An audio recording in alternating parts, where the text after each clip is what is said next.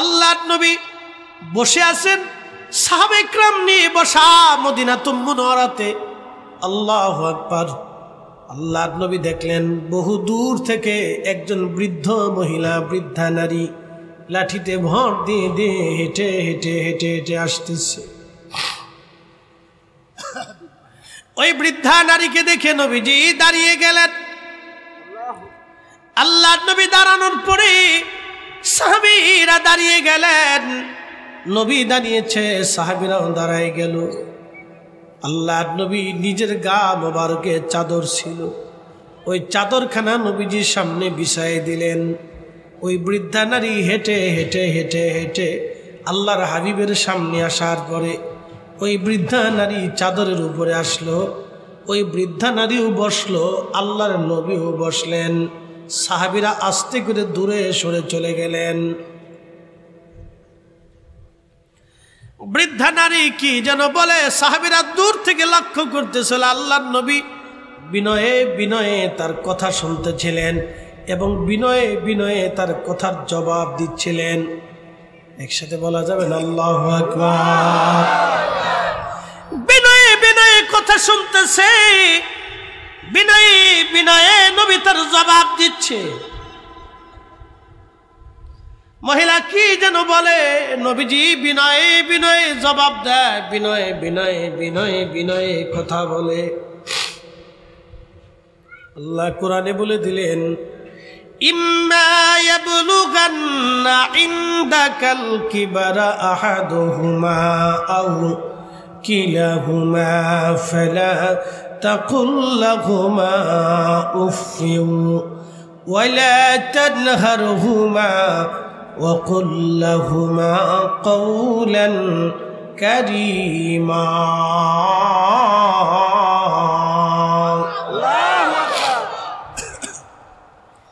শরীফ বাগের মুসলমান, প্রিয় নবীজিকে আল্লাহ ডাক দিয়ে বলেন, হাবিব উম্মতকে জানান, যখন তার পিতা মাতা বৃদ্ধ হয়ে যায়, বুড়া হয়ে যায়।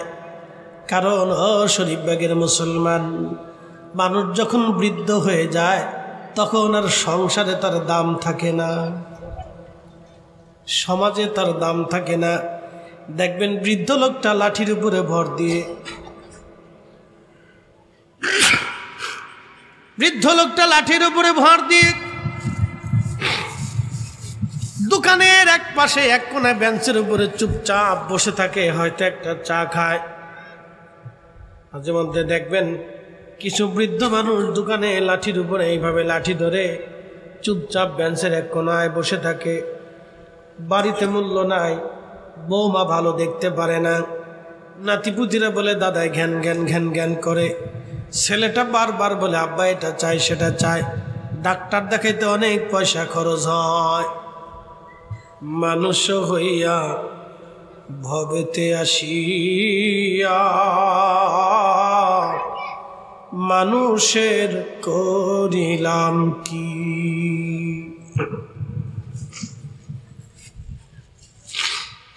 আমি নবী না মানিলাম কি যে ভুল করিলাম, আমি নবী না মানিলাম কি যে ভুল করিলাম, ভস্মে ঢালিলাম ঘি। মানুষ হইয়া ভবেতে আসিয়া মানুষের করিলাম কি।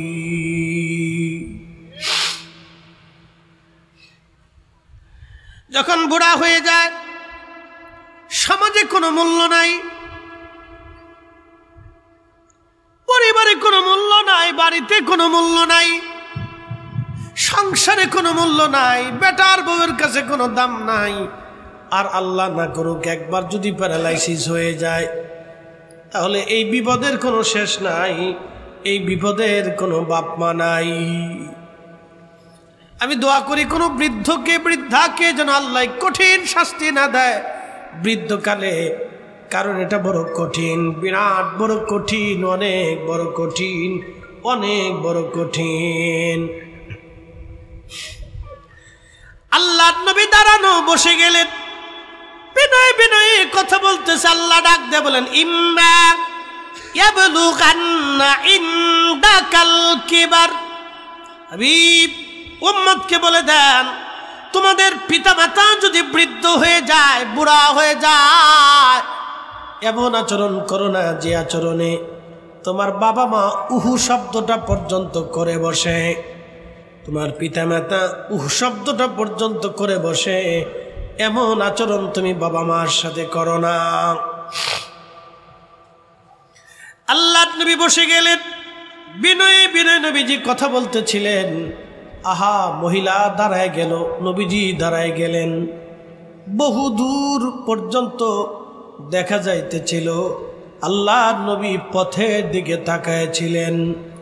দীর্ঘ সময় নবীজি পথের দিকে তাকানো। সাহাবীরা কাছে এসে দাঁড়ায় বলেন, ইয়া রাসূলুল্লাহি, কোন ভাগ্যবান সে নারী যে নারী আপনার গায়ের চাদরের উপরে বসে গেল আজ? এই ভাগ্যবতী নারী কে নবীজি, যার সাথে আপনি বিনয়ে বিনয়ে কথা বললেন? ইয়া রাসূলুল্লাহ, বলবেন কি? এ ভাগ্যবতী নারীটা কে? আল্লাহর নবী চোখের পানি ছেড়ে দিয়ে বললেন, সাহাবীরা রে, এই ভাগ্যবতী নারী হচ্ছে আমার দুধমা হালিমাতুস সাদিয়া। মায়ের আদর আমার নসিব হয় নাই। ছোট্ট কালে দোলনা থেকে আমাকে নিয়ে গিয়েছিলেন, মায়ের আদর দিয়ে আমাকে কোলে করে ভালোবাসা দিয়ে আমার যত্ন করে সেবা করে আদরে আদরে চুমায় চুমায় ভরে দিয়ে আমাকে যে মা লালন করেছিলেন, তিনি হালিমাতুস সাদিয়া। বিশেষ অভাবের কারণে তিনি আমার কাছে এসেছিলেন। আমি রাসূল তার অভাবগুলি পূরণ করে দিয়েছি, প্রয়োজনগুলি মিটাই দিয়েছি। তিনি চলে গেছেন, আমি তার পথের দিকে তাকায় আছি। কারণ শৈশব স্মৃতিগুলি আমার চোখের সামনে আজ ভেসে উঠেছে। সাহাবীরা রে, এই জন্যে আমি আমার মায়ের দিকে তাকায় তাকায় চোখের পানি ফেলে ফেলে কান্না করতেছি। সাহাবীরা, ছোট্টকালে যিনি পাহাড়ি পরিবেশে খুবই দুর্গম স্থানে, আপনারা যদি কোনোদিন তায়েফ যান তাহলে দেখবেন তায়েফের মূল শহর থেকে হালিমাতুস সাদিয়ার বাড়ি 70 কিলোমিটার দূরে রাস্তা হবে। মূল শহর থেকে আরো 70 কিলোমিটার দূর। বর্তমান আধুনিক যুগেও সেই জায়গাটা বড় কঠিন জায়গা। হযরত হালিমাতুস সাদিয়া সেই জায়গা থাকতেন। আল্লাহর নবীকে নিয়ে আল্লাহর নবী বলতেছিলেন, সাহাবীরা রে, ছোটকালের স্মৃতিগুলি মনে করে আমি নবীজি দাঁড়ায়া দাঁড়ায়া চোখের পানি ছেড়ে দিয়ে তার জন্য কান্না করতেছি। কারণ তিনি সেই ব্যক্তি যিনি সন্তানের আদর দিয়ে আমাকে তিনি বড় করেছিলেন, আদরে ভালোবাসা দিয়ে তিনি বড় করেছিলেন। সাহাবীরা রে, আমি তার হক আদায় করেছি, তার পাওনাগুলি, তার অভাবগুলি আমি মিটিয়ে দিয়েছি। সাহাবীরা রে, তিনি মা রাসূল করিম নিজে হাতে প্র্যাকটিক্যাল মাকে কেমনে সম্মান করতে আল্লাহর নবী শিখিয়ে দিলেন। রাহমাতুল লিল আলামিন কত বড় সুন্দর আদর্শের মালিক ছিলেন। এই জন্য আল্লাহ বললেন, লাকাদ কানা লাকুম ফি রাসূলিল্লাহি উসওয়াতুন হাসানা। আমার নবীর আদর্শ উত্তম আদর্শ। একবার জোরে বলা যাবে কে সুবহানাল্লাহ? চিৎকার মেরে জোরে বলেন আল্লাহু আকবার। এক সাহাবী এসে বললেন, হুজুর, মা তো মরে গেছে, মা কি হক পায়? কোনো কিছু আর পায় কিনা? আল্লাহর নবী জবাব দিলেন, হ্যাঁ সাহাবীরা, মা এখনো পায়। তুমি যতদিন জিন্দা থাকবা ততদিন মা তোমার কাছে পাবে। বলে, হুজুর কি পায়? আল্লাহর নবী সর্বপ্রথম বললেন, সাহাবীরা রে, সর্বপ্রথম তোমার মা তোমার কাছে দোয়া পায়। একবার জোরে বলবেন আল্লাহু আকবার। কি পায়? জোরে বলেন, জোরে বলেন, কি পায়? আরো জোরে বলেন, আমার সাথে পড়েন, রাব্বিরহামহুমা কামা রব্বায়ানি সগীরা। একসাথে পড়েন, রাব্বিরহামহুমা কামা রব্বায়ানি সগীরা। কোন শব্দমালা দিয়ে দোয়া করবেন? কোন শব্দমালা দিয়ে দোয়া করবেন? আল্লাহ তা আমাদেরকে শিখিয়ে দিলেন। আল্লাহ বললেন হাবিব উম্মতকে বলে দেন তারা যেন দোয়া করে, রাব্বিরহামহুমা কামা রব্বায়ানি সগীরা। কেন? এর অর্থটা কি, মর্মার্থ কি আজ আপনাদেরকে বলে দিয়ে যায়। আল্লাহ দোয়াতে বলে দিলেন উম্মতে বান্দাই ভাবে বলো, হে রব, আপনি আমার আব্বা আম্মাকে জান্নাতে ওইভাবে লালন পালন করেন যেইভাবে আমার মা আমাকে ছোট্টকালে রাব্বায়ানি সগীরা, ছোট্টকালে আমাদের মা আমাদেরকে লালন পালন করেছিল। ছোট্টকালে আমাদের মা আমাদেরকে লালন পালন করেছিল। আপনি বলে দেন এইভাবে যেন তারা দোয়া করে। যুবক, ছোট্টকালে মা দুলিয়ে দুলিয়ে দুলিয়ে দুলিয়ে তোমার ঘুম পাড়িয়েছিল। যখন তোমার খাওয়ার ক্ষমতা ছিল না, মা তোমাকে খাইয়েছে দিয়েছিল। যখন তুমি পেশাব পায়খানা পরিষ্কার করতে পারতে না, তখন তোমার মা তোমার পেশাব পায়খানা পরিষ্কার করে দিয়েছিল। তুমি অসুস্থ হয়েছ, মা ঘুমাইতে পারে নাই, সারা রাত মা তোমাকে পাহারা দিয়েছে, ঠিক কিনা? আল্লাহ বলতেছেন রাব্বায়ানি সগীরা।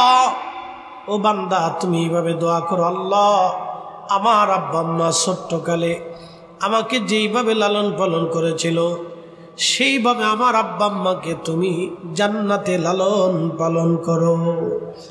আমার মালিক নিজে দোয়া শিক্ষা দিয়েছে, তাহলে বলেন দোয়া চলবে না বন্ধ হবে? বাড়িতে কোরআন শরীফ খতম দিয়ে, বাড়িতে কোরআন শরীফ খতম দিয়ে তারপরে দোয়া করাবেন। অনেকে বলবে এগুলি সিস্টেম নাই, বেদাতি সিস্টেম, ফতোয়ার গোষ্ঠী গিলান। বলে হুজুর কারণ কি? কেন ফতোয়ার গোষ্ঠী গিলাইতেছেন? পবিত্র কোরআন মুসলমানের ঘরে যদি তেলাওয়াত না হয় তাহলে কোথাও তেলাওয়াত হওয়ার কথা না। মুসলমানের ঘরে ঘরে কোরআন তেলাওয়াত দরকার। কথা বলেন ঠিক কিনা? কোরআনের উপরে কোনো কালাম আছে? একসাথে বলেন, কোরআনের উপরে কোনো কালাম আছে? এটা মুসলমানের ঘরে খতম হবে। কথা বলেন ঠিক কিনা? এটা কোরআন মুসলমানের ঘরে তেলাওয়াত হবে, ঠিক কিনা? এই জন্য তলবে ইলমদেরকে নিয়ে বাড়িতে কোরআন খতম দিয়ে হবে। হাজারে বাজারে ফতোয়া খালি। হযরতে খাদিমুর রাসূল আনাস রাদিয়াল্লাহু আনহু প্রত্যেক রাত্রিবেলা কোরআন খতম দিতেন। তিনি কোরআন শরীফ খতম দিতেন, পড়া কোরআন তিনি পড়তেন। কোরআন পড়া শেষ, 2 পারা অথবা 1 পারা বাকি রাখতেন। বাকি রেখে খাদিমুর রাসূল হযরত আনাস রাদিয়াল্লাহু তাআলা আনহু এই কোরআন শরীফের বাকি অংশ তিনি ফজরের নামাজ পড়ে মসজিদ থেকে বাড়ি যাইতেন। ওনার 100-র মতো সন্তান ছিল। মারহাবা বলবেন না? 100-র মতো সন্তান, নাতিপুতি দিয়ে 200-300 হবে।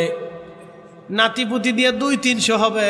সবাইকে ঘরের মধ্যে ডাকতেন, ডেকে খাদিমুর রাসূল হযরত আনাস বাকি কোরআনের 1 পারা 2 পারা তেলাওয়াত করে তিনি সব সন্তান নাতিপুতি নিয়ে আল্লাহর দরবারে হাত বাড়াইতেন, দোয়া শেষ করতেন। সন্তান সন্ততি নিয়ে নাতিপুতি নিয়ে জমাতে দোয়া করতেন। মারহাবা বলবেন না? না না, একসাথে বলেন না, মারহাবা। তাহলে দোয়া কি একা একা হবে না জমাতে হবে? জোরে জোরে জোরে বলেন। ওই জন্য বলছি ফতোয়ার গোষ্ঠী কিলা, আজারে বাজারে ফতোয়ার দরকার নাই। আল্লাহর কোরআন মুসলমানের ঘরে তেলাওয়াত হবেই। কথা কন না কেন? খাদিমুর রাসূল বাকি কোরআনের পাড়াগুলি তেলাওয়াত করার পরে তিনি আল্লাহর দরবারে হাত তুলে দোয়া করতেন। আর ছেলেদেরকে বলতেন, ছেলেরা, আমি আমার মাসুক নবীর জবান থেকে শুনছি, আল্লাহর নবী বলে দিয়েছেন কোরআন খতমের পরে যে দোয়া হয় এই দোয়াটা আল্লাহর দরবারে কবুল হয়ে যায়। তা না হয় না? আরো জোরে বলেন। আল ইখলাসু সুলুসুল কোরআন, সূরা ইখলাস কোরআনের 3 ভাগের 1 ভাগ। এটা বিশুদ্ধ হাদিস, বহু কিতাবে আসছে। কিতাবুত তাফাসির, বুখারী, মুসলিম, তিরমিজি, নাসাই, ইবনু মাজাহ, আবু দাউদ, মুস্তাদ হাকিম লিসাহিহাইন, যত হাদিসের কিতাব আছে সব হাদিসের কিতাবের ভিতরেই কিতাবুত তাফসিরে সূরা ইখলাসের তাফসিরের ভিতরে আপনি পাবেন আল্লাহ রাসূল বলেন আল ইখলাসু সুলুসুল কোরআন। সূরা ইখলাস হচ্ছে কোরআনের 3 ভাগের 1 ভাগ। কেউ যদি সূরা ইখলাস 3 বার পড়ে আল্লাহ তাকে কোরআন খতমের নেকি লিখে দেয়। তা আমাদের ফাতিহাতে সূরা ইখলাস কয়বার আছে? আমাদের ফাতিহাতে সূরা ইখলাস কয়বার আছে? 10 বার। জোরে বলেন কয়বার? কয় খতম আছে? এই 3 খতম। কোরআন খতমের নিয়ে যখন হাত তুলবেন, খাদিমুর রাসূল হযরত আনাস বলেছেন, ও নবীর উম্মতেরা, আমার আওলাদ, আমার সন্তানরা, আমি মাসুকের কাছ থেকে শুনছি, আমার মাসুক নবী বলেছেন কোরআন খতমের পরে যেই দোয়া হয় এ দোয়া আল্লাহর দরবারে কবুল হয়। তাহলে এখন বলেন কোরআন খতম কি চলবে? হ্যাঁ না? একসাথে বলেন, জোরে বলেন, চলবে? চলবে? চলবে? যারা কোরআন খতম দিবে তাদেরকে ডেকে নিয়ে খতম দিবেন, যারা দিবে না তারা ডাকার দরকার নাই। কথা কি ক্লিয়ার না? ভেজাল আছে? যে দোয়া মানে তারে নিয়ে দোয়া করান, যে দোয়া মানে না তারে নিয়ে দোয়া করানোর দরকার নাই। তাকে নিয়ে দোয়া করানোর দরকার নাই, যে মানে তাকে দিয়ে করান। আল্লাহ আমাদেরকে কবুল করুক, বলে না আমি।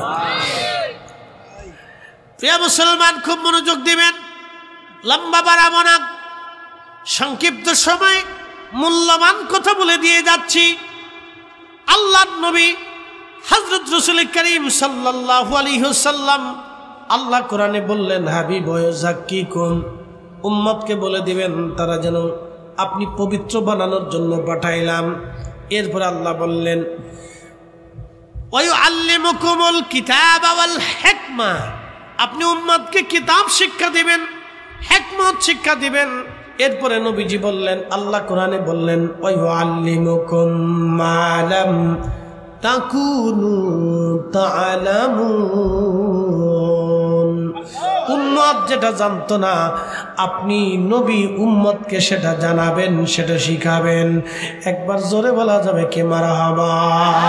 আমি রহমান, তুমি মেহেরবান, তুমি রহমান, তুমি মেহেরবান।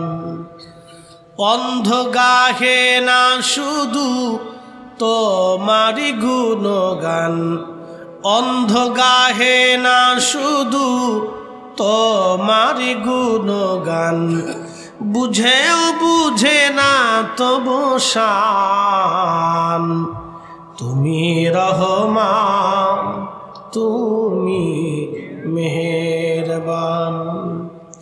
কখনো তোমাকে যদি ভুলি, হেদায়েতের আলো জেলে নিয় কাছে তুলি, ঠাই দিও প্রিয়তম, ঠাই দিও প্রিয়তম, ওগো মহিয়ান,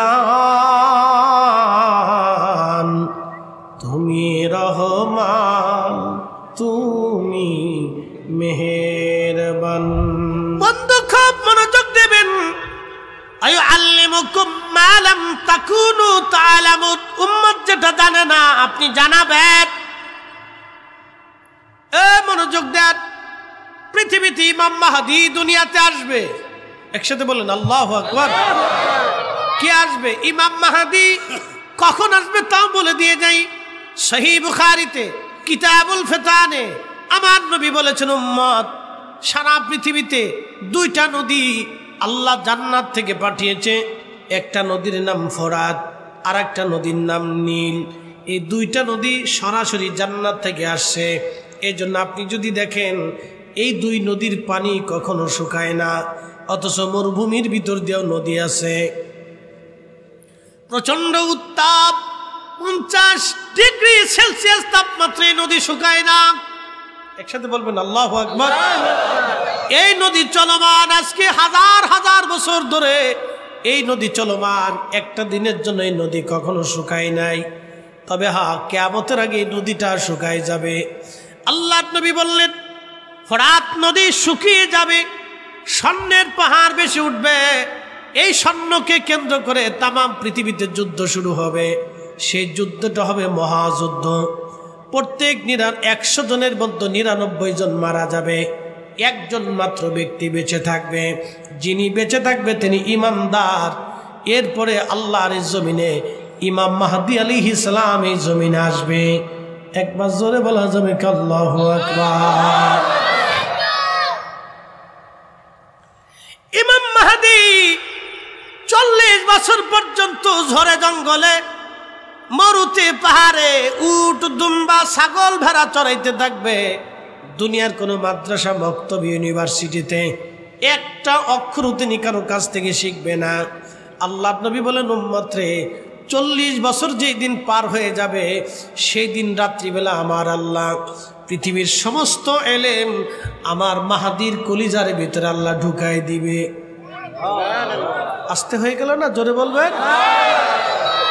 আচ্ছা আপনারা বলেন, নবী দিয়া মাহাদি না মাহাদি দিয়া নবী? জোরে বলেন, জোরে জোরে জোরে। ইমাম মাহাদি হবে হাসানি হুসাইনি। হযরত ইমাম হাসান হুসাইনের সরাসরি নসল, 2 রক্তর ধারা অনুযায়ী বাবা এবং মা হবে হাসানি হুসাইনি। সরাসরি রাসূল কারীমের রক্ত হবে, সরাসরি রাসূলের নসল। আমার নবীর রক্ত হবে ইমাম মাহদী, নাম হবে মুহাম্মদ, বাবার নাম তার হবে আব্দুল্লাহ, কিন্তু পরিচিত হবে ইমাম মাহদী হিসেবে। হযরত ইমাম মাহদী পৃথিবীতে এমন ভাবে কালেমা প্রতিষ্ঠিত করবেন, নবী বললেন আমি যেইভাবে দিন প্রতিষ্ঠিত করেছি আমার মাহদী ওইভাবে দিন প্রতিষ্ঠিত করবে। একসাথে বলা যাবে না আল্লাহু আকবার। আমার মাহদী সারা পৃথিবী তন্ন তন্ন করে সারা পৃথিবীতে দিন প্রতিষ্ঠিত করবেন। আমার মাহদী সারা দুনিয়াতে দিন কায়েম করবে মাহদী। খুব মনোযোগ দেন, এখন প্রশ্ন করে জবাব দিবেন। মাহদী কি নবী দিয়া না নবী দিয়া মাহদী, না মাহদী দিয়া নবী? আমরা দিয়া নবী না নবী দিয়া আমরা? আমরা দিয়া আমাদেরকে দিয়া নবী না, নবী দিয়া আমরা, ঠিক কিনা? খুব মনোযোগ দিবেন। নবী দিয়া মাহদী, যার রক্তে আসার কারণে মাহদীর এমন দাম হলো, ইজ্জত হলো, এক রাতে সব এলেম আল্লাহ তার কালবে ঢুকাই দিলেন। তাহলে আপনি বলবেন তো, বুঝেন তো, তাহলে আমার রসুলের এলেম কি পরিমাণ হতে পারে? আপনাকে বুঝতে হবে।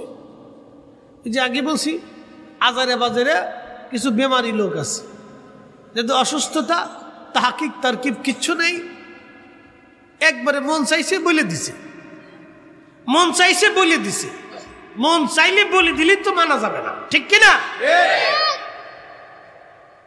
ঠিক ইমাম মাহদী যখন পৃথিবীতে জিহাদের জন্য তিনি মুসলমানদেরকে কাতার করবে, উনার প্রথম ফ্রন্টের সৈনিক হবে ইমানদারেরা। আর ঠিক তখনই দাজ্জালের সাথে ওনার জিহাদ হবে। দাজ্জালের প্রথম ফ্রন্টের সৈনিক হবে ইহুদিরা। ইহুদিরা হবে দাজ্জালের প্রথম ফ্রন্টের সৈনিক। আর ইমাম মাহদীর সৈনিক হবে মুসলমানেরা, পাক্কা পাক্কা ইমানদারেরা। মুনাফিকরা ইমাম মাহদীর সৈনিক হতে পারবে না। এক কথা বলেন, আমি বলি না, রাসূল বলে গেছেন মুনাফিকরা মাহদীর সৈনিক হতে পারবে, পাক্কা পাক্কা ইমানদাররা মাহদীর সৈনিক হবে। ইমাম মাহদী কাবাতে ইতিমধ্যে আল্লাহ ঈসা নবীকে আসমান থেকে নামাবে 2 ফেরেশতার কাঁধের উপরে বহার দিয়ে। ঈসা রুহুল্লাহ আসমান থেকে নামবেন তিনি সশরীরে। 33 বছর বয়সে আল্লাহ ওনাকে আসমানে নিয়েছিলেন। আবার পৃথিবীতে ইমাম হযরত ঈসা রুহুল্লাহকে আল্লাহ নামাবেন।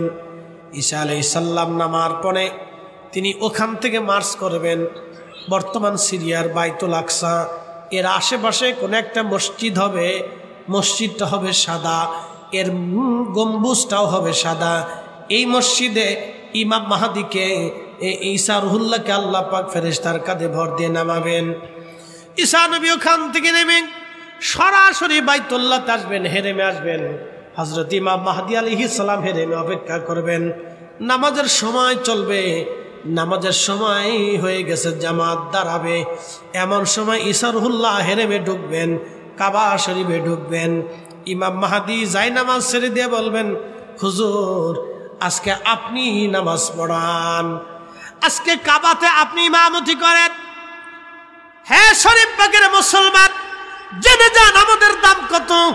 তখনই ইমাম মাহদি বলবে, হুজুর আপনি নামাজ পড়ান, মুসল্লা ছেড়ে দিয়েছি, আজকে আপনি কাবার ইমাম।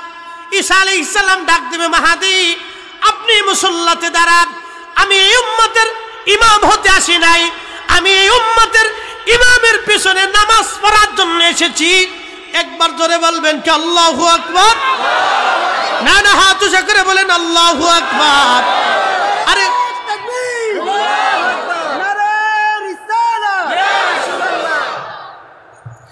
এই উম্মতের দাম যদি এটা হয় তো রাসূলের দাম কত? একসাথে বলবেন আল্লাহু আকবার। তাহলে এত দামি নবীরে তাজিম করার জন্য দলিলের দরকার আছে। নবী তো নিজেই দলিল। কি কথা কন না কেন? নবী নিজে কথা কন না, নবী নিজে। এই জন্য হযরত ইমাম মালিক 80 বছর মদিনাতে কোনোদিন জুতা পরে নাই। কত বছর? 80 বছর মদিনাতে জুতা পরেন নাই। খালি পায়ে হাঁটলেন, প্রচন্ড গরমে পা ফুসকা পড়লো, ঘা হয়ে গেল। তারপরেও তিনি হাঁটলেন, জুতা পরলেন না, পায়ে থুতু নিক্ষেপ করলেন না, পায়খানা পেশাব করলেন না। ওনার কাছে যদি বলা হতো, হো মুসলমানদের ইমাম, আপনি এত বড় আলেম, এত বড় ইমাম, অথচ মদিনাতে জুতা পরেন না, পায়খানা পেশাব করেন না, কোন দলিলে? উনি কোনো দলিল দিতেন না, একটাই দলিল ছিল, বলো যেই মাটির মধ্যে দোজাহানের বাচ্চা ঘুমিয়েছেন, যেই মাটির মধ্যে রহমাতুল লিল আলামিন ঘুমিয়েছেন, আমি ওই মাটিতে কি করে জুতা পরব? আমি ওই মাটিতে কি করে থুতু নিক্ষেপ করব? আমি ওই মাটিতে কি করে পায়খানা পেশাব করব? জোরে বলা যাবে কি মারহাবা? ত্রিভুবনের প্রিয় মুহাম্মদ এলো রে দনি আয় রে সাগর আকাশ বাতাস দেখবি যদি আয় রে সাগর আকাশ বাতাস দেখবি যদি ধুলির ধরা বেহেশত আজ জয় করিল দিল রে লাজ, আজকে খুশির ঢল নেমেছে ধূসর সাহারায় রে সাগর আকাশ বাতাস দেখবি যদি হযরত ইমাম মালিক কোন দলিল দেন নাই, কোন উসিল দেন নাই, একটাই দলিল, নবী যেখানে ঘুমানো সেখানে আমি কি করে জুতা পরব? আমরাও তো সুন্নিরা তাই বলি, আমরা ইয়া নবী সালামু আলাইকা বলার পরে কেন দাঁড়াই? আমার রাসূল শ্রেষ্ঠ মর্যাদার অধিকারী, নবীকে সালাম দিব তো বৈশা কেমনে দিব? তাজিমের সাথে দাঁড়াইয়াই দিব। আমাদেরকে 1000 কোটি টাকা দিলেও বসে থাকার উপায় নাই, আমরা দাঁড়াবই। এটা নবীর ইজ্জত। বলেন কার ইজ্জত? আল্লাহ রসুলের ইজ্জত। মনোযোগ দেন। হযরতে ঈসা রুহুল্লাহ নামাজ শেষ করবেন, ইমাম মাহদির পিছনে নামাজ পড়বেন, নামাজ শেষ করে সরাসরি মদিনার দিকে রওনা করবেন। মদিনার দিকে রওনা করেছেন, মদিনাতুল মুনওয়ারা যাইয়া আল্লাহ নবী রওজা মুবারকের সামনে দাঁড়াবেন, সালাম দিবেন, আসসালাতু আসসালামু আলাইকা ইয়া রাসূলুল্লাহ। ইমাম হাকিম মুস্তাদরিক হাকিম লিসসাহিহাইনের ভিতরে লিখতেছেন, ঠিক রওজা শরীফ থেকে নবী সালামের জবাব দিবে। হয় না? জোরে বলেন, একসাথে বলেন আল্লাহু আকবার। নবী আসে না নাই? আসে না নাই? সালামের জবাব লক্ষ লক্ষ মুসলমানরা শুনবে। আমার রসুলের কণ্ঠের সালামের জবাব লক্ষ লক্ষ মুসলমানরা শুনবে। ঈসা নবী সালাম দিবেন, আমার নবী সালামের জবাব দিয়ে দিবেন। আল আনবিয়া ওয়াহিয়াউন ফি কুবুরিহিম ইউসাল্লুন। নবীরা রওজা মুবারকে জিন্দা জিন্দা জিন্দা। আমি মদিনাতে 2 ধরনের হাজি পেয়েছি, 3 ধরনের হাজি পেয়েছি। এক হাজি রওজা পাশে দাঁড়ায়া চোখের পানি ছেড়ে ছেড়ে কাঁদতো। আর এক হাজি দেখতাম শুধু সালাম দিয়ে চলে যাইতো। আর এক হাজি দেখতাম সেলফি হাজি, ছবি তুলে টস টস টস টস টস টস। এটা আব্দুল ওহাব নজদির প্রোডাক্ট। টস টস টস টস করে সেলফি তুলে। আচ্ছা বলেন তো, ঘুমিয়ে আছে রাহমাতুল লিল আলামিন ঈসা রুহুল্লাহ, তাকে সালাম দিবে, তিনি এখান থেকে সালামের জবাব দিবে, লক্ষ লক্ষ মুসলমান সেই জবাব শুনতে পারবে। একসাথে বলবেন আল্লাহু আকবার। তো নবী কি এখন সালামের জবাব দেয় না? দেয় না? জিন্দা আছে না? তো উম্মতের কলিজায় সাহস কি করে হয় ওইখানে যে সেলফি তোলা? লজ্জা করা উচিত। কথা বলেন ঠিক না? কি ইমান মুসলমানের নষ্ট হয়ে গেছে। আমরা বললে আমরা বেদাতি হয়ে যাই। আমরা কি হয়ে যাই? বেদাতি, মাজার পূজারী। আল্লাহর নবীর একজন সাহাবী ছিলেন আব্দুল্লাহ ইবনে বুরাইদা। তিনি তখনও কালেমা পড়েন নাই। আল ইসাবা ফি তামঈজিস সাহাবার ভিতরে ইমাম হাজর আসকালানি আশ-শাফিঈ রাহিমাহুল্লাহ তিনি লিখতেছেন, এই আব্দুল্লাহ ইবনে বুরাইদা সাহাবীদেরকে ডাক দিয়ে বললেন, সাহাবীরা রে, তোমাদের নবী মুহাম্মদ কোন জায়গায় আছে বলো। সাহাবীরা জবাব দিল, আমাদের নবী পাহাড়ের পাদদেশে ছায়ার নিচে বিশ্রাম করতেছে। আব্দুল্লাহ ইবনে বুরাইদা আল্লাহ রাসূলের সামনে যে দাঁড়ায় বলেন, হে মুহাম্মদ, আপনি কিসের দাওয়াত দেন? তখন আমার নবী বললেন, হে আব্দুল্লাহ ইবনে বুরাইদা, আমি দাওয়াত দিচ্ছি লা ইলাহা ইল্লাল্লাহু মুহাম্মাদুর রাসূলুল্লাহ সাল্লাল্লাহু আলাইহি ওয়াসাল্লাম। আমি এই কালেমার দাওয়াত দিচ্ছি। আল্লাহর নবী সাহাবী আব্দুল্লাহ ইবনে বুরাইদা ডাক দিয়ে বলতেছে, হুজুর আর দেরি না, তাহলে আপনি আমারে পড়ায় দেন লা ইলাহা ইল্লাল্লাহু মুহাম্মাদুর রাসূলুল্লাহ সাল্লাল্লাহু আলাইহি সাল্লাম। এই কালেমাকে যারা শিরিকি কালেমা বলবে, বেদাতি কালেমা বলবে, ওরা সবকটাই ইহুদির দালাল। কথা কন না কেন? এগুলি দিন দিন আমাদের দেশে সমাজে বাড়তেছে। বিরাট টুপিওয়ালা উড়ে সেজদা দেয়, একবার সেজদায় পড়লে আর উঠতে চাই না। সুন্দর সেজদা দেয়, সেজদা মাশাআল্লাহ খুব দকালা, সেজদা খুব সুন্দর। এখন আপনাদেরকে প্রশ্ন করি, জবাব দিবেন। ওযু ছাড়া নামাজ হয় না, ঈমান ছাড়া ইবাদত হয় না, ওযু ছাড়া নামাজ হয় না, ঈমান ছাড়া ইবাদত হয় না। যে মুহাম্মদুর রাসূলুল্লাহ মানলো না, তার ঈমান আছে? কথা কন না কেন? আছে। আল্লাহ রাসূলের নাম কেটে দিয়ে কেউ যদি 1000 বছর সেজদা দেয়, আল্লাহি বিল্লাহি তাল্লাহি সেজদা দিবে, সেজদা হবে, সেজদা দিবে, সেজদা দিবে। 1000 বছর চেষ্টা করবে, কিন্তু কামালিয়াত হবে না, মঞ্জুরিয়াত হবে না, আল্লাহ পাবে না, আল্লাহকে খুশি করতে পারবে না, মুসলমানিত্ব হবে না, দ্বীন হবে না, ঈমান হবে না, ইয়াকিন হবে না, জান্নাত হবে না। ঠিক কিনা? 1000 বছর ইবাদত হবে, জান্নাত নসিব হবে না। কিয়ামতের ময়দানে এই সমস্ত মানুষদেরকে ডাক দিবে আল্লাহ, তাসওয়াদু উজুহুম, তোমাদের চেহারা আজকে মলিন কেন?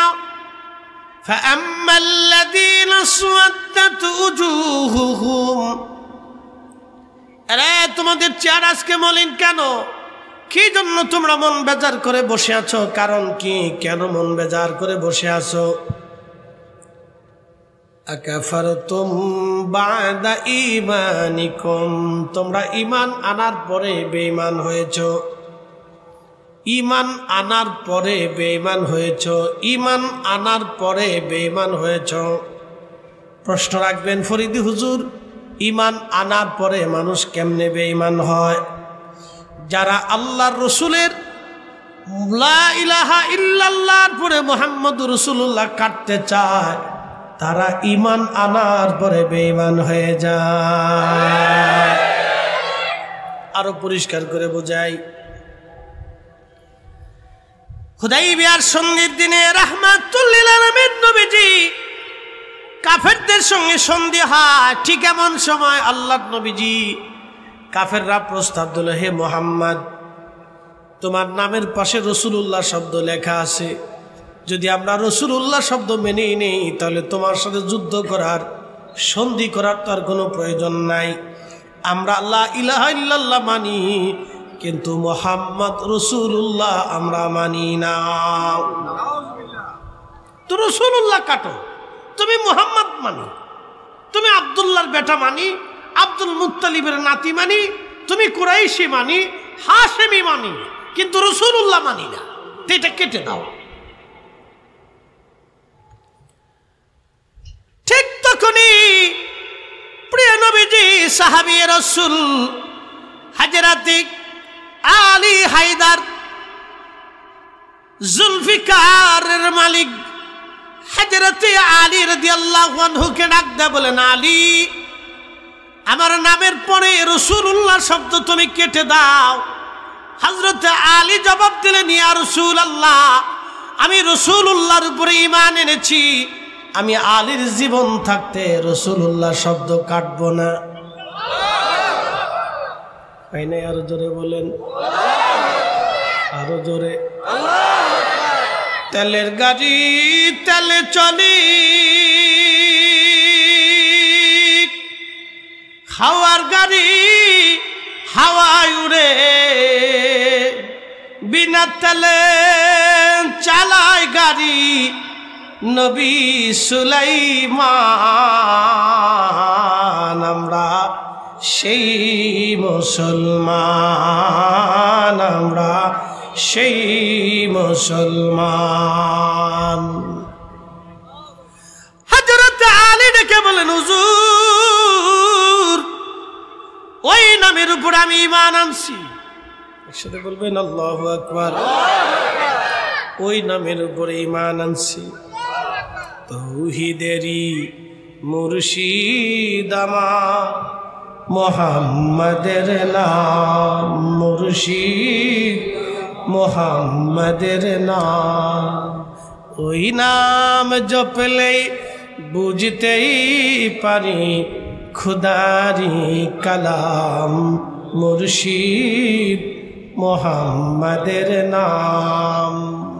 হযরত আলী ডেকে বললেন, হুজুর, প্রিয় নবীজি, ওই নামের উপর আমি ঈমান আনছি, ওই নামের উপর আমি ঈমান আনছি, ওই নামের উপর আমি ঈমান আনছি। ইয়া রাসূলুল্লাহ, জীবন চলে যাবে, ওই নাম আমি আলী কাটতে পারবো না। হুজুর, আমার পক্ষে ওই নাম কাটা সম্ভব না।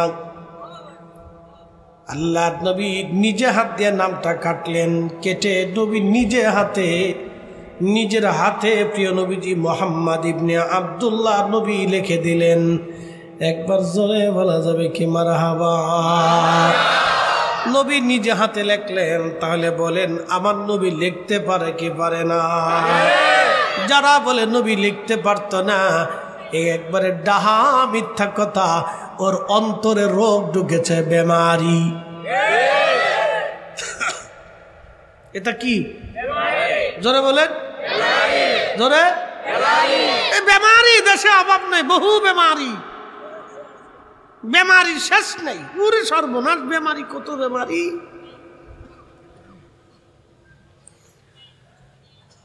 পাগলার মুসলমান, ভালো করে বুঝে যাবেন, আল্লাহ রসুল নিজে হাত দিয়ে কেটে নিজের নাম তিনি নিজে লিখে দিলেন। নবীজি অক্ষর জ্ঞানহীন শুনলে এই কথা বলা যাবে না, কারণ কোরআন আল্লাহ সম্পর্কে বলে দিলেন, কামা আরসালনা ফীকুম রাসূলাম মিনকুম ইয়াতলু আলাইকুম আয়াতিনা। নবীজি, আমি আপনাকে পাঠিয়েছি, পাঠিয়েছি নবী, আপনাকে পাঠিয়েছি। কেন পাঠাইলাম?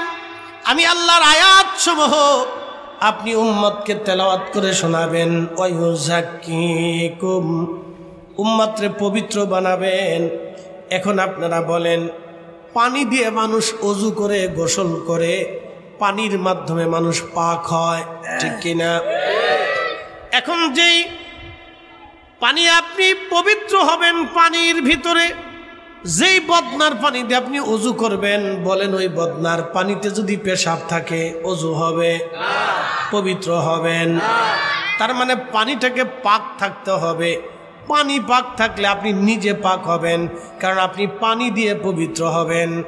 আল্লাহ কোরআনে বলেন ওয়ায়ুযাক্কিকুম, হুজুর আপনি উম্মতকে পবিত্র বানাবেন।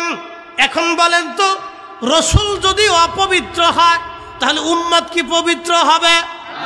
জোরে বলেন। তাহলে রসুল কি পাক? জোরে বলেন। নবী কি? আরো জোরে। জোর হয় না কেন? জোরসে বলো। যারা বলে রসুলকে পাক বললে শিরিক হবে, ওই যে আমার দেশে বুকে হাত বেঁধে নামাজ পড়ে একদল আছেন, এরা কয় রসুলের পাক বললে শিরিক হবে। একমাত্র আল্লাহ পাক, আল্লাহ ছাড়া আর কেউ পাক না। তার মানে বুঝে গেল সে কোরআনও বুঝে না, আল্লাহও চিনে না, রসুলও জানে না। বেমারি। জোরে বলেন কি? আরো জোরে। বেমারি। ওরে বেমারে ধরছে। হ্যাঁ মুসলিম, নারায়ণগঞ্জের পাগলার মুসলমান, একে দুনিয়ার পাগলা না আল্লাহর পাগলা জানি না, না রসুলের পাগলা, না টেকার পাগলা, না পয়সার পাগলা, না বউয়ের পাগলা, পাগলার মুসলমান। কথা খুব বুঝে বুঝে যাবেন। ওয়ায়ুযাক্কিকুম, নবী পাক, এই জন্য উম্মত পাক হতো। কতক্ষণ ঠিক কিনা? মাননীয় বিচারপতি মহোদয় তিনি বলেছেন, রুহানিয়াত, হাবিবে কিবরিয়ার রুহানিয়াত এতই মজবুত ছিল, ওনার দর্শে কোন নিকৃষ্ট মানুষ বসলে উৎকৃষ্ট হয়ে যাইত। হাই হাই, ওনার দর্শে কোন নিকৃষ্ট মানুষ বসলে উনি উৎকৃষ্ট হয়ে যাইত। তার বাস্তব প্রমাণ সাহাবীরা, সাহাবীরা, সাহাবীরা, সাহাবীরা, সাহাবীরা, সাহাবীরা। বন্ধু, সাহাবীরা উৎকৃষ্ট ছিল, পৃথিবীর শ্রেষ্ঠ ব্যক্তি তারা ছিল। আল্লাহু আকবার। নবীর দরবারে একজন সাহাবী ছিলেন, তার নাম আব্দুল্লাহ জিল বাজাদাইন। যুবক সাহাবী কালেমা পড়ল। কালেমা পড়ার পরে আল্লাহ রসুলের দর্শে বসে তার দিল পরিবর্তন হয়ে গেল। আল্লাহর নবীর সাহাবী আব্দুল্লাহ জিল বাজাদাইন তখনও যুবক, বিয়ে শাদী করে নাই। তার চাচা তাকে ডাক দে বলে, আব্দুল্লাহ তোমার শরীরের সমস্ত পোশাকগুলি খুলে দাও, কারণ তুমি কালেমা পড়ছো। আব্দুল্লাহ বলল, চাচা পোশাকটা অন্তত তুমি ভিক্ষা আমাকে দাও। চাচা বললেন, আব্দুল্লাহ না, পোশাক ভিক্ষা দেওয়া সম্ভব হবে না, তুমি চলে যাও, সব কিছু ছেড়ে দিয়ে উলঙ্গ হয়ে চলে যাও। যুবক ছেলেটা পোশাক ছেড়ে দিয়ে উলঙ্গ হয়ে মায়ের দরজার সামনে চলে আসছে। মা, ও মা, মা বলে যখন ডাকতেছে, কারণ আপনারা মনে রাখবেন, সন্তানের জন্য শ্রেষ্ঠ নিরাপদের জায়গা হলো মায়ের কোল। আজকে একটা কথা মনে রাখবেন, বলে দিয়ে যাই, আপনাদের দেশে মুরগি আছে, যদিও এটা শহর, মুরগি পাওয়া যাবে না গ্রাম অঞ্চলে। মুরগি ডিমের উপরে তা দেয়। একটা মুরগি 21 দিন, 22 দিন, 25, 26 দিন ডিমের উপরে তা দেয়। ওই সময় দেখবেন মুরগিটা খাবার খায় না, তেমন খাবার খায় না, 24 ঘন্টা ডিমের উপরে মুরগিটা বসে থাকে। ওই সময় সামান্য পরিমাণে খাদ্য গ্রহণ করে মুরগিটা, পানিও তেমন কিছু খায় না, মুরগি বসে থাকে। দেখেন মুরগিটা মা হবে, মা কি জিনিস, মা হবে মুরগি। মুরগি থেকে বুঝে যান, বাচ্চা ফুটলো, বাচ্চা ফুটার পরে এই মুরগিটা বাচ্চার সামনে আপনি খুদ ছিটাই দেবেন, খুদ। আমাদের ফরিদপুরের ভাষায় বলে খুদ, নারায়ণগঞ্জে কি বলে আমি জানি না। খুদ ছিটাই দিবেন, খুদ ছিটাই দেওয়ার পরে দেখবেন মুরগিটা নিজে খায় না, মুখ দিয়ে ঠুকরায় ঠুকরায় ঠুকরায় ঠুকরায় বাচ্চাদের মুখের দিকে ছেড়ে ছেড়ে দেয়, পা দিয়ে আশ্রয় আশ্রয় সে বাচ্চাদের সামনে দেয়, আর একটা ডাক দেয় ডেকে ডেকে বলে খাও খাও খাও, মুরগির ভাষায় বলে খাও খাও খাও। দেখেন এই মুরগিটা তার বাচ্চাদের কলিজার ভিতর থেকে ভালোবাসে। শিয়াল আসছে, শৃগাল আসছে বাচ্চা ধরার জন্য, মুরগি জানে এই শিয়ালের সাথে আমি মারামারি করে পারবো না, কিন্তু তার বাচ্চা বাঁচানোর জন্য এই মুরগিটা শিয়ালের সাথে মারামারি করতে থাকে, বন্য প্রাণীর সাথে মারামারি করতে থাকে, কুত্তার সাথে মারামারি করতে থাকে। এমনকি অচেনা ব্যক্তি সেই বাচ্চা যদি ধরতে যায় তাহলে মানুষের সাথে মুরগি মারামারি করে। কারণ কি? মা মা মা মা মা। এ পাগলার মুসলমান, মুরগিটা মা মা মা। খবরে দেখলাম একটা যুবক নিজের মাইরে মেরে জবাই করে হত্যা করে ফ্রিজের মধ্যে রেখে দিয়েছে। হা হা হা। এটা যদি হয় আমার সমাজ, আগামীর দিনগুলি আমাদের জন্য ভয়াবহ হবে। কারণ আপনি বিচক্ষণ পরিসংখ্যান করে দেখবেন আমাদের দেশে লক্ষ লক্ষ যুবক আছে যাদের কোনো আদব নাই, সালাম নাই, কালাম নাই। লক্ষ লক্ষ যুবক আছে বেয়াদব, তারা মোটর সাইকেল বলে বাপও চিনে না, চাচাও চিনে না, উস্তাদও চিনে না, সালাম কালাম পর্যন্ত ভুলে গেছে। কি কথা কন না কেন? মুরব্বী মানে না, মুরব্বী চেনে না, মুরব্বী শ্রদ্ধা করে না। আমি কি মিথ্যা বলতেছি? হাজার হাজার লক্ষ লক্ষ যুবক আগামীর দিনগুলি বাংলার জন্য বড় ভয়াবহ আবেগ। এই জন্য তরিকা, আমাদের তরিকার প্রথম সবকের নাম আদাব। আপনি দেখবেন বিশ্ব জাকের মঞ্জিলের একটা যুবকও বেয়াদব না। কথা কন না কেন? আপনি তরিকাত মঞ্চে দেখবেন এই যে যতগুলি সুন্নি মাদ্রাসা দেখবেন একটা ছেলেও বেয়াদব না। কি কথা কন না কেন? আমরা বাচ্চাদেরকে সর্বপ্রথম আদব শিখাই। কি শিখাই? জোরে বলে আদব। এই আদবের কারণে মানুষ মনে করে আমরা খুব দুর্বল। না, লাঠি চালান দিলে আমরা দুর্বল না, পিঠের চামড়া থাকবে না।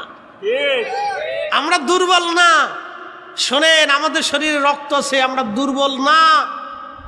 সুন্নিরা দুর্বল না, পীর মাশায়েখদের মুরিদরা দুর্বল না।